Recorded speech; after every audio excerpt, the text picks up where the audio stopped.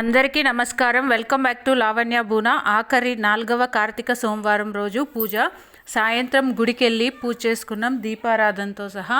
నేను కళ్యాణ్ మాత్రమే వెళ్ళాం. బూనమ్మకి దగ్గు, జలుబు, జ్వరం అన్నీ మిక్స్డ్లో ఉన్నాయి. సో నువ్వు రెస్ట్ తీసుకో, మేము వెళ్తామని మేము వచ్చి దీపారాధన కోసం దీపం రెడీ చేసి తీసుకెళ్ళి శివుడికి హారతి ఇచ్చి మళ్ళీ బయట తెచ్చి ముగ్గు వేసి ముగ్గులో పెట్టేసి దర్శనం చేసుకొని ప్రసాదం తీసుకొని వచ్చాము. ఇలా ఈ సంవత్సరం 4 కార్తీక సోమవారాలు సక్సెస్ఫుల్గా దీపారాధనతో ముగించుకున్నాము.